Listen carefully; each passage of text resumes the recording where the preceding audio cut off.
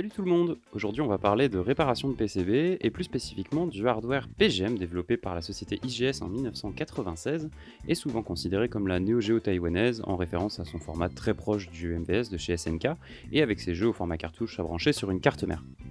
Alors pour vous montrer brièvement, une carte mère PGM ça ressemble à ça, mais le hardware a aussi une déclinaison au format PCB, c'est-à-dire que le jeu et la carte mère sont groupés sur une seule plaque. En plus des jeux spécifiquement développés par IGS, le hardware PGM a été utilisé notamment par Cave pour 3 shmups de légende que sont Dononpachi Daiojo, ESP Garuda et enfin Ketsui. Alors si je fais cette vidéo aujourd'hui, c'est parce qu'un ami m'a confié sa PCB de Ketsui, parce que malheureusement elle était en panne. Alors les symptômes sont assez classiques sur ce hardware, à savoir un jeu qui démarre pas et qui affiche une bouillie de caractères illisibles, de pixels qui tremblent, enfin voilà, un espèce de gros bordel à l'écran. Alors pour ceux qui le savent peut-être pas, Ketsui c'est un jeu relativement rare et très cher, et du coup tenter une réparation c'est toujours un peu risqué, et c'est après pas mal de stress et d'échanges avec mon pote que j'ai décidé de tenter de le réparer. Alors pourquoi le hardware PGM il est si souvent en panne? Parce que chez IGS, ils ont eu la bonne idée de mettre sur chaque PCB une pile Varta NIMH comme celle-ci, qui après quelques années a tendance à couler, laissant se répandre un matériau corrosif sur la PCB qui finit par ronger lentement et insidieusement toutes les pistes, les contacts, les pastilles, tout. La première étape était donc de diagnostiquer le problème sur ces deux PCB, et bien sûr les piles ici présentes ne sont pas les piles d'origine, fort heureusement.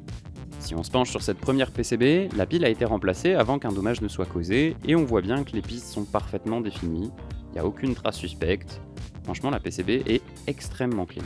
En revanche, sur la PCB de Ketsui, on remarque que malgré le changement de pile, la corrosion était toujours là et elle a fini par endommager les pistes et les composants aux alentours, ce qui est assurément la cause du problème compte tenu des dommages qui sont visibles à l'œil nu. La première étape a donc été de nettoyer les traces de corrosion. Personnellement, j'utilise des cotons-tiges avec de l'isopropanol à 99,9 et l'état des cotons-tiges est sans appel. On remarque directement cette teinte verdâtre et ça, c'est pas bon signe. On a même le vernis qui commençait à s'écailler, bref, ça sent pas bon. Après ça, bien sûr, on vérifie la continuité avec un multimètre sur différents endroits afin de vérifier là où il y a des traces noires ou des traces de corrosion, si la piste est sectionnée et si le signal peut encore passer. A partir de là, j'ai décidé d'utiliser un stylo en fibre de verre qui permet de poncer très légèrement le vernis qui protège les pistes en cuivre et ainsi voir l'étendue des dégâts sous le vernis et la corrosion. Au fur et à mesure que l'on frotte, on fait apparaître le cuivre de la piste et une fois que la trace noire n'est plus là, on peut voir si la piste en cuivre est intacte en dessous ou si le circuit a été coupé à un endroit. Avec cette méthode, j'ai réussi à récupérer la continuité sur pas mal de points et sur l'autre moitié, il a fallu réparer. Alors sur cette photo, on peut voir que j'ai commencé à passer le stylo fibre de verre, on voit le vernis qui est griffé et le cuivre apparent. Et en testant au multimètre, on remarque qu'il y a 3 coupures à cet endroit-là, ici, mais tout à gauche où la pastille du via n'est plus reliée au reste de la piste.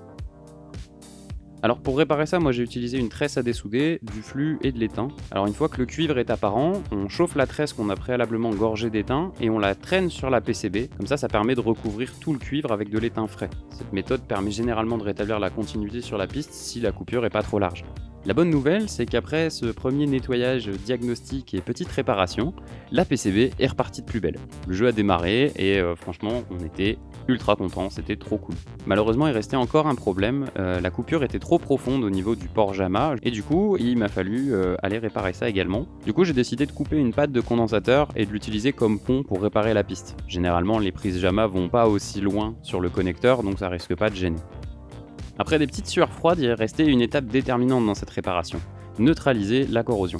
Et ça c'est un point sur lequel je voudrais insister pour tous les possesseurs de PGM. Évidemment, si c'est pas fait, je vous invite à retirer les piles de toute urgence de vos cartes mères et de vos PCB, mais surtout si vous l'avez déjà fait par le passé, vous n'avez peut-être pas neutralisé la corrosion et elle continuera lentement de bouffer votre matos jusqu'à la mort. Alors souvent quand on parle de coulure de pile, on parle d'acide, mais en fait c'est très trompeur. Pour enfin lever le doute sur la méthode à employer, j'ai ressorti mes cours de physique-chimie, et si on se concentre sur le pH, on se souvient qu'il se mesure d'une échelle de 0 à 14, et la neutralité se situe à 7 avec l'eau pure. Ce qui est en dessous de 7 est considéré comme acide, et ce qui est au-dessus de 7 est considéré comme basique ou alcalin, comme les piles alcalines. Et oui, l'acide qui coule des piles Varta, en fait c'est pas de l'acide, c'est même chimiquement à l'opposé. Du coup, pour neutraliser cette solution alcaline sur la PCB, il faut inverser la tendance avec un produit adapté. Et donc, pour ça, le vinaigre me semble tout indiqué. Bon, c'est pas cher, tout le monde en a, c'est bien pratique. Alors, j'ai souvent lu qu'il fallait mettre du bicarbonate de soude pour neutraliser l'acide. Et c'est vrai, puisque le bicarbonate a un pH autour de 9.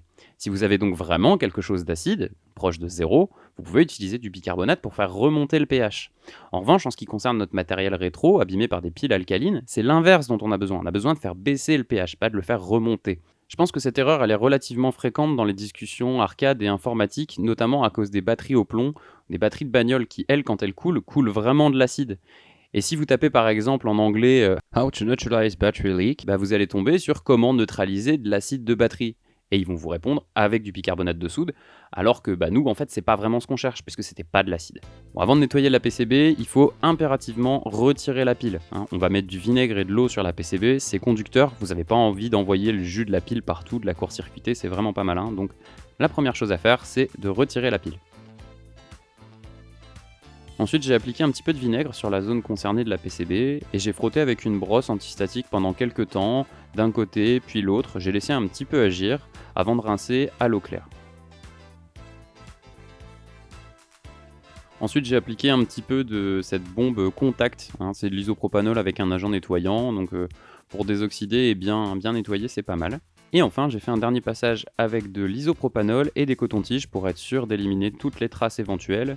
Et ensuite, j'utilise cette petite brosse douce afin d'enlever toutes les petites dernières traces, les petites poussières et surtout des éventuels petits morceaux de coton qui seraient restés accrochés qui viennent des cotons-tiges.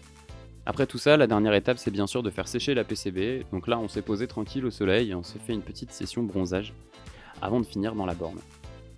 La toute dernière étape, c'est évidemment de vérifier que le jeu fonctionne et tout va bien, la PCB tourne tranquillement, toutes les directions fonctionnent, donc la PCB va pouvoir repartir tranquillement chez son propriétaire qui, à mon avis, sera ravi de voir que son jeu a retrouvé vie. Petite précision, cette vidéo n'est pas un tutoriel forcément, mais je trouvais que c'était important d'apporter ce sujet parce que là, mon ami s'était fait avoir aussi. Il pensait qu'en ayant changé la pile, c'était tranquille. Mais en réalité, les couleurs de pile, c'est vraiment insidieux et ça peut faire des dommages bien après que la pile ait été retirée. Là, ça faisait forcément plusieurs années qu'elle était plus là. Et pourtant, la panne est très récente. Donc, je vous invite vraiment à vous renseigner sur le sujet, à essayer de creuser. N'hésitez pas à me dire dans les commentaires si ma méthode, vous la trouvez pas bonne ou si au contraire, elle vous a aidé.